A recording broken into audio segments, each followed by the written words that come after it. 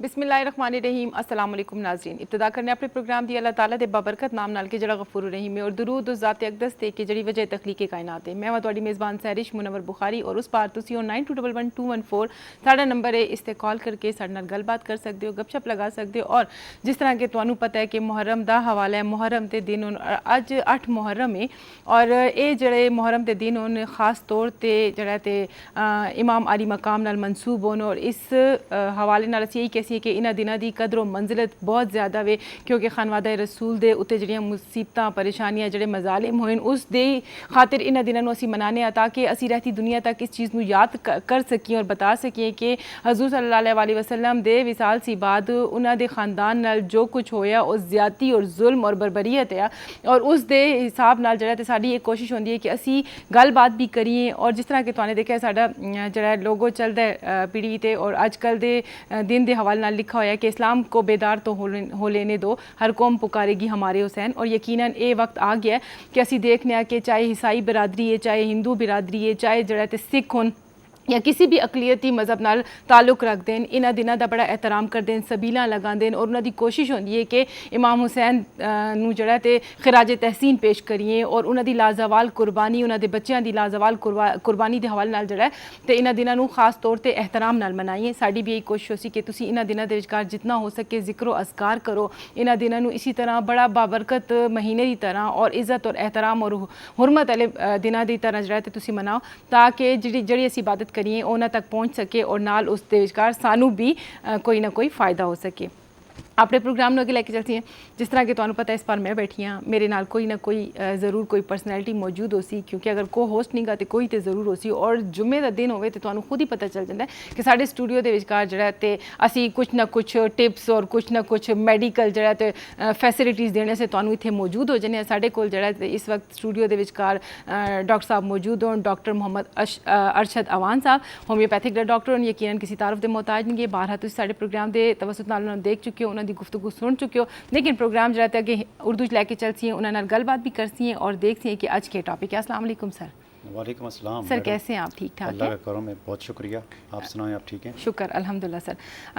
यकीनन कोई अच्छा ही टॉपिक लेके आए होंगे आप, क्योंकि अभी तक जो हम बात कर रहे थे ऑटो इम्यून डिजीज़ पर और बहुत अच्छी गुफ्तगू या बहुत सी अच्छी मेडिसिन और चीज़ें भी आपने लोगों को बताई है। आज का जो आप टॉपिक लेके आए IBS के हवाले से लेके आए हैं, पहले तो हमारे जो व्यूवर्स उस पार बैठे हैं उनको ये तो बताएं कि IBS है क्या चीज़, क्योंकि मुझे भी पता चले और उनको भी पता चले, उसके बाद फिर फर्दर हम गुफ्तगू करेंगे। जी मैडम, बहुत शुक्रिया।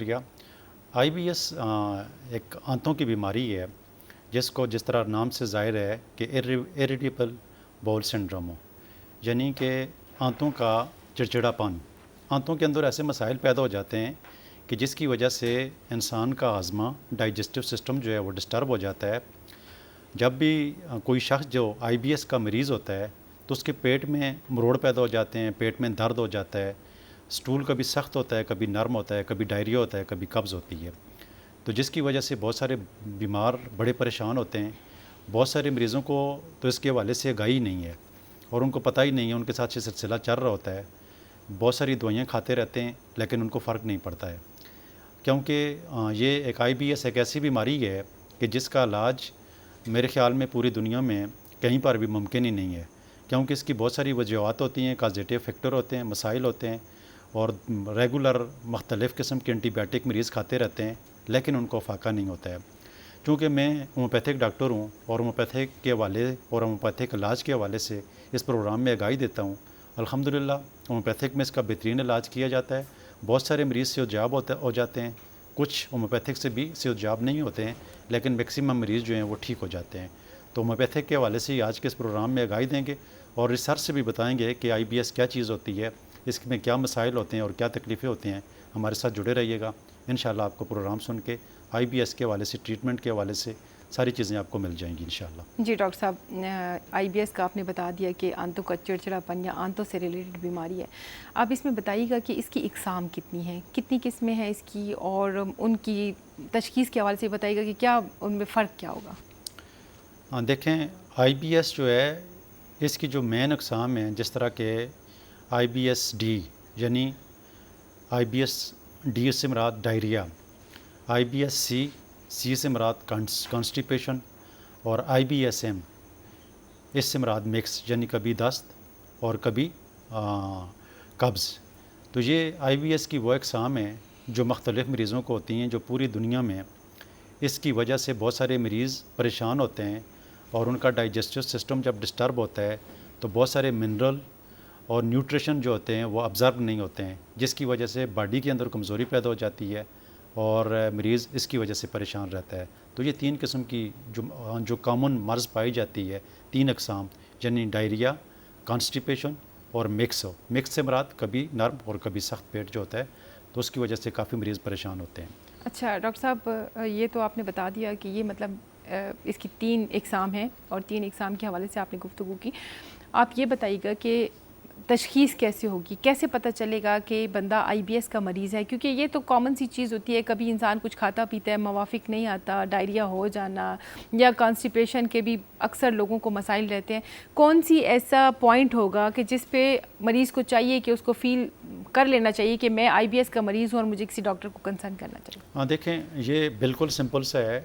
जब भी कोई शख्स किसी मर्ज़ में मुब्तला होता है तो जब डॉक्टर के पास जाता है, इलाज करता है, तो वो फ़ौरी जब पेट के अमराज जितने भी होते हैं तो कुछ टाइम दवाई खाने से वो मरीज़ ठीक हो जाता है। लेकिन बार बार मुसलसल एक मरीज़ को बार बार एंटीबायोटिक इस्तेमाल कर रहा होता है, बार बार डॉक्टर के पास जा रहा होता है, मुख्तलिफ़ किस्म की दवाइयाँ खा रहा होता है, लेकिन उसको फ़ाका नहीं होता है। जिसको स्टूल ख़ास कर, इसमें जो स्टूल होता है वो स्टूल कभी सख्त और कभी नरम, कभी दस्त और कभी कब्ज़, तो ये इस मरीज़ के साथ ये चीज़ें जुड़ी रहती हैं और सारी ज़िंदगी के लिए जुड़ी रहती हैं। जैसे कि मैंने बताया कि एलोपैथिक में इसके अंदर किसी किस्म की कोई ट्रीटमेंट नहीं है। ये मैं नहीं कहता हूँ, बल्कि दुनिया की रिसर्च कहती है। WHO इसके हवाले से यही अपनी तरीरें लिख चुका है, बता चुका है, लोगों को अवेयरनेस दे चुका है। तो मैं रिसर्च के बुनियाद के ऊपर जो बात कर रहा हूँ वो आपको आगाही दे रहा हूँ। लेकिन होम्योपैथिक सिस्टम के अंदर IBS के हवाले से जो ट्रीटमेंट है वो कंप्लीट ट्रीटमेंट है। और जिस तरह आपने क्वेश्चन किया कि इसकी कैसे पता चलेगा कि IBS है, तो IBS का पता इसी तरह ही चलता है कि जब भी आप कुछ खाते हैं तो खाते खाते पेट में दर्द हो जाता है, पेट में मरोड़ आ जाते हैं। और अक्सर लोग तो ऐसे हैं, खाने के दरमियान ही उठकर वाशरूम चले जाते हैं। सुबह के टाइम में जब उठते हैं तो वो बार बार स्टूल के लिए जाते हैं, दिन को कई दफ़ा स्टूल के लिए जाना पड़ता है।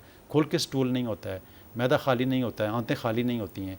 तो यही उसके सिम्टम्स होते हैं, जिसकी वजह से हर डॉक्टर को पता चल जाता है और हर मरीज़ को भी खुद जजमेंट हो जाती है कि ये उसकी IBS की बीमारी है। अच्छा डॉक्टर साहब, ये बताइएगा IBS और स्टमक अल्सर जो है इसमें कितना फ़र्क है? क्योंकि मोस्टली जो चीज़ें आप बता रहे हैं, जो मतलब आप तशख़ीस करें, तो उसमें भी तकरीबन इसी तरह के मसाइल होते हैं मरीज़ के साथ जो मतलब IBS के आप बता रहे हैं। हाँ, देखें, ये स्टमक अल्सर जो होता है उसमें ये होता है कि अगर किसी मरीज़ को मैदे के अंदर अल्सर हो जाता है या मैदे के अंदर बैक्टीरिया हो जाता है तो वो कुछ अर्सा के लिए होता है। जब वो डॉक्टर के पास जाते हैं तो उसको फ़ौरी रिलीफ मिल जाता है। जैसे ही वो दवाई खा लेता है, दवाई खाने के बाद वो दवाई छोड़ दे तो भी उसको कोई इतना मसला नहीं होता है। लेकिन IBS में ये होता है कि वो दवाइयाँ खाता रहता है। बाज़ मरीज़ों को तो मेडिसिन खाने से रिलीफ भी नहीं मिलता है, परेशान रहते हैं। साल के 12 महीने में उनको चिड़चिड़ापन होता है, वो डिस्टर्ब रहते हैं, कभी उनका पेट फूल जाता है, कभी पेट में गैस जमा हो जाती है, कभी गैस खारिज नहीं होती है। तो IBS के इस तरह के सिम्टम्स होते हैं। लेकिन जो मैदे का जो अल्सर होता है, जैसे ही उसको कोई एंटीबायोटिक इस्तेमाल करते हैं या कोई भी मेडिसिन मैदे के अल्सर के मुताबिक अकॉर्डिंग टू सिम्टम्स या अकॉर्डिंग टू पैथोलॉजी, जो भी उसके अंदर वायरस होता है, बैक्टीरिया होता है, उसको मेडिसिन दी जाती है तो वो हफ्ता, 10 दिन, 15 दिन, महीने, 2 महीने, 3 महीने में मरीज़ रिकवर हो जाता है। लेकिन IBS में रिकवर नहीं होता है। अच्छा डॉक्टर साहब, ये बताइएगा कि IBS के मरीज़ को जो बीमारी होती है इसकी वजूहात क्या है? IBS की बीमारी की बहुत सारी वजूहात हैं। सबसे पहले जो कॉमन मसला देखने में आता है कि बहुत सारे मुख्तलिफ़ किस्म के बैक्टीरियाज़ होते हैं जो पेट और आंतों के अंदर होते हैं, जिसकी वजह से IBS जैसी बीमारी ज़ोर पकड़ लेती है। इसके अलावा IBS का ताल्लुक़ दिमाग के साथ भी गहरा ताल्लुक़ है। बहुत सारे लोग ऐसे होते हैं जो टेंशन और डिप्रेशन के, और गट एक किस्म की होती है जो, और सेरोटोनिन, जो दिमाग का ताल्लुक़ जो होता है वो डायरेक्ट आंतों के साथ होता है। उसमें कोई गट पैदा हो जाता है, कोई डिस्टर्बेंस पैदा हो जाती है, जिसकी वजह से IBS हो जाता है। और IBS के साथ उसको जितने भी हैं सारे अलामात, पेट के अंदर दर्द, पेट के अंदर मरोड़, स्टूल का ठीक तरीके से न होना, ये सारे सिम्टम्स उसके अंदर पैदा हो जाते हैं। तो ये वो ख़ास अलामात हैं या ये ख़ास वजूहात होती हैं जिसकी वजह से IBS होता है। और IBS का जो दुनिया में इसके ऊपर जो रिसर्च हुई है, तो रिसर्च से आज तक एग्जैक्टली ये नहीं पता चला है कि IBS होता क्यों है, लेकिन ये छोटी मोटी जो कॉमन बातें हैं, बैक्टीरिया और असाबी मामलात जो होते हैं, तो यही इन्हीं चीज़ों को देखकर IBS को ट्रीट भी किया जाता है और उसका इलाज भी किया जाता है। तो यही IBS के जो हैं वो काजेटिव फैक्टर होते हैं। क्या बात है डॉक्टर साहब। यकीनन हमारे जो उस पर बैठे व्यूवर्स हैं उनको नॉलेज मिल रही होगी, और साथ साथ हम, क्योंकि होम्योपैथिक से रिलेटेड प्रोग्राम है हमारा, और हमारी कोशिश होगी कि हम कुछ ना कुछ ऐसी चीज़ें अपने व्यूवर्स तक पहुंचाएं जिससे उनको ये तसल्ली हो कि होम्योपैथिक के इलाज से वो जो है इफ़ेक्टिव इलाज है और उनको अफाका हो सकता है या फ़ायदा हो सकता है। ये बताइएगा कि IBS का होम्योपैथिक में क्या इलाज है? जी मैडम, ये बड़ा ज़रूरी सवाल है, और इसका जवाब भी सुनने वालों के लिए मेरे ख़्याल में हैरतअंगेज़ ही होगा, क्योंकि IBS का जिस तरह बहुत सारे मरीज़ होते हैं जिनके मसाइल जब हमारी क्लिनिक में पेशेंट आते हैं, तो सबसे पहला क्वेश्चन तो मेरी क्लिनिक में उनसे यही होता है कि आपके पेट में दर्द होता है, मरोड़ होता है कि नहीं होता है। तो तकरीबन 90% मरीज़ों का यही रिस्पांस होता है कि जी हाँ, हमारे पेट में दर्द और मरोड़ होता है। अब जब पेट में दर्द और मरोड़ होते हैं, तो मैं जिस मेडिसिन का जिक्र करता हूँ, मेरे ख़्याल में मैं पिछले 20 साल से प्रैक्टिस कर रहा हूँ, तो जिस मरीज़ को भी मैंने लिखी है तो कभी मुझे मायूसी नहीं हुई है। हर मरीज़ ठीक होता है। अगर आपके पेट में IBS की वजह से दर्द होता है या मरोड़ पैदा होते हैं, तो आप अपने नज़दीक तरीन होम्योपैथिक स्टोर के ऊपर जाएं और मर्ग कार 200 में लें, और इसके 5 कतरे सुबह 5 कतरे शाम थोड़े से पानी में डाल कर लें, तो यकीनी तौर पर जो पेट के अंदर दर्द और मरोड़ होता है वो ठीक हो जाते हैं। तो अगर आपको IBS की वजह से पेट में दर्द और मरोड़ है, तो मैंने सिंपल सी एक मेडिसिन आपको बता दी है, जो मैं अपनी क्लिनिक में प्रैक्टिस के दौरान मरीज़ों को इस्तेमाल करवाता हूँ और मरीज़ इससे ठीक होते हैं। इसी तरीके से IBS के अंदर जो मरीज़ों में कॉमन चीज़ देखने में आई है, किसी बैक्टीरिया की वजह से अगर आपकी आंतों के अंदर मसाइल पैदा हो चुके हैं, बड़ी आंत के अंदर मसाइल पैदा हो चुके हैं, और आपको कभी स्टूल सख्त होता है, कभी नरम होता है, या कभी कब्ज़ होती है, या कभी डायरिया होता है, तो जो आंतों के अंदर जो बैक्टीरिया पैदा होकर उस मसाइल पैदा कर देता है, तो ये मैं हर मरीज़ को इसलिए लाजमी लिखता हूँ कि इसका कोई पता नहीं चलता है कि आपके पेट के अंदर क्या मसाइल चल रहे हैं। तो बैक्टीरिया को ठीक करने वाली जो मेडिसिन, टॉप की मेडिसिन है, वो बेसिलिनियम है। तो बेसिलिनियम में 200 में हर मरीज़ को प्रिस्क्राइब करता हूँ, और हर 2-3 दिन के बाद उसको प्रिस्क्राइब करता हूँ। यानी एक आज ली बेसिलिनियम 200 की ताकत, फिर 3 दिन के बाद दोबारा ली, हर 3 दिन के बाद रिपीट करवाता हूँ।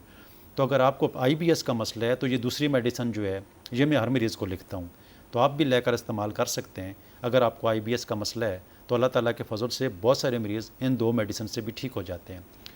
अब जो मरीज़ ऐसे होते हैं कि जिनको लूज़ मोशन होते हैं, तो लूज़ मोशन की सूरत में अक्सर मैं अपने मरीज़ों को LOCM की सिर्फ सिंगल डोज़ देता हूँ।